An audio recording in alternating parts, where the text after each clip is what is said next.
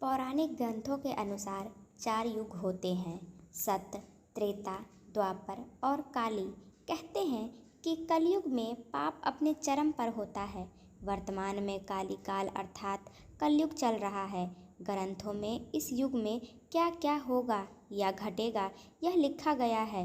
यह भी है कि इस युग में जब कहीं भी प्रलय होगा तो सिर्फ हरि कीर्तन ही उसे बचाएगा। सतयुग में धर्म के 4 पैर थे।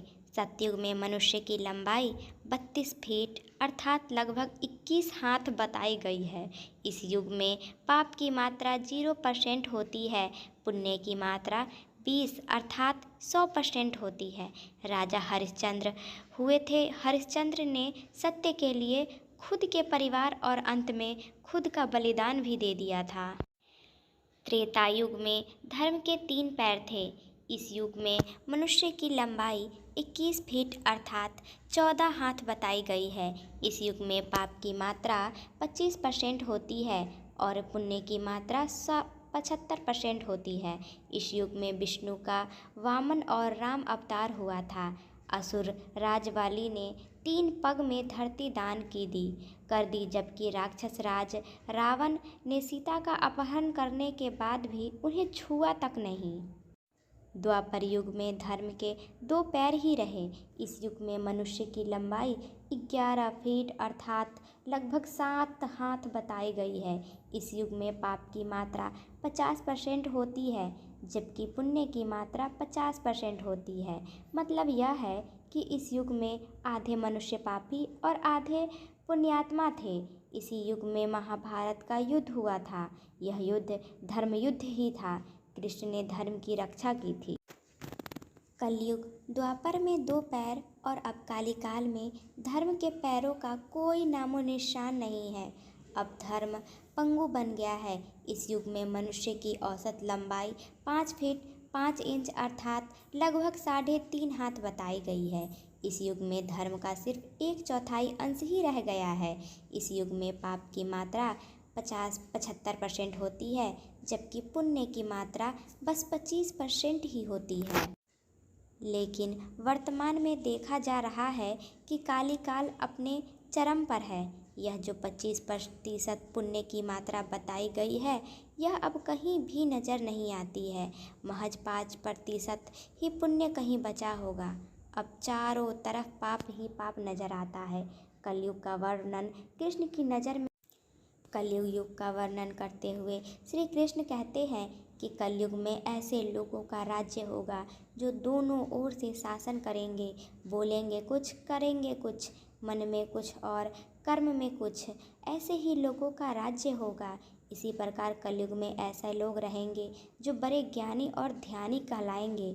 वे ज्ञान की चर्चा तो करेंगे, लेकिन अपने आचरण राक्षसी होंगे। बड़े पंडित विद्वान कहलाएंगे, किंतु वे यही देखते रहेंगे कि कौन सा मनुष्य मरे और हमारे नाम पे पूरी संपत्ति हो।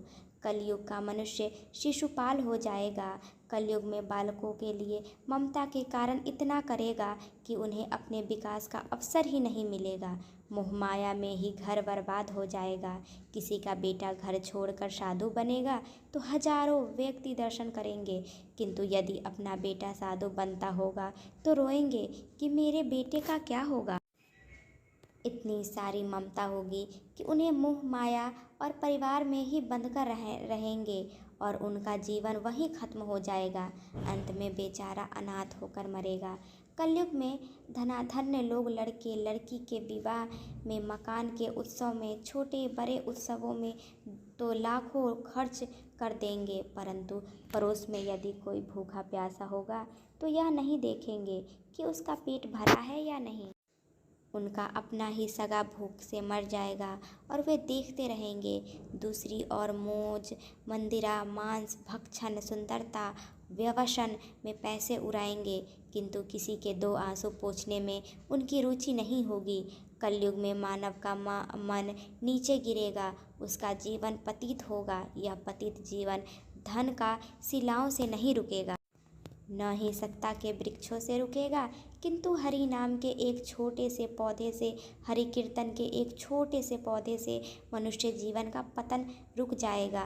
पुराणों में लिखा है कि जो व्यक्ति संगठन या समाजवेद विरुद्ध आचरण का भारत की धार्मिक और सांस्कृतिक एकता को खंडित करेगा, उसका आने वाला समय और समूल नाश हो जाएगा। जैसे जैसे कलयुग आगे बढ़ेगा, वैसे वैसे भारत की गद्दी पर वेद विरोधी लोगों का शासन होने लगेगा। ऐसे ही लोग होंगे जो जनता से झूठ बोलेंगे और अपने कुतर्कों द्वारा एक दूसरे की आलोचना करेंगे, और जिनका कोई धर्म नहीं होगा, ये सभी विधर्मी होंगे। ये सभी मिलकर भारत को तोड़ेंगे और अंततः भारत को एक अराजक भूमि बनाकर छोड़ देंगे।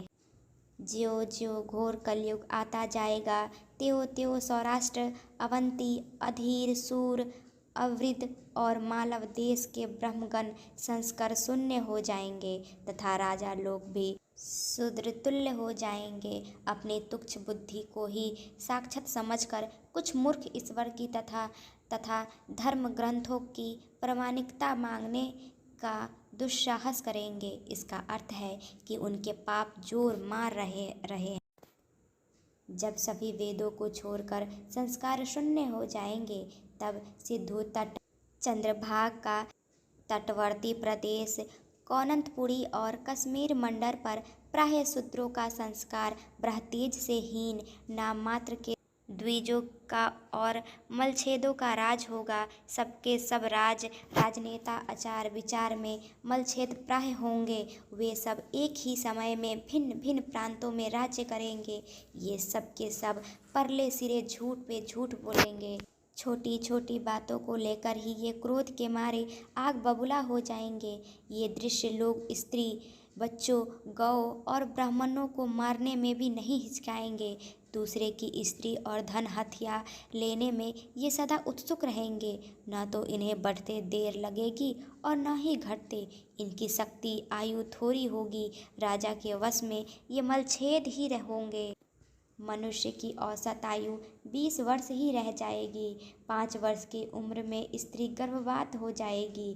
16 वर्ष की लोग वृद्ध हो जाएंगे और 20 वर्ष में मृत्यु को प्राप्त हो जाएंगे। ईश्वर का शरीर घटकर बौना हो जाएगा।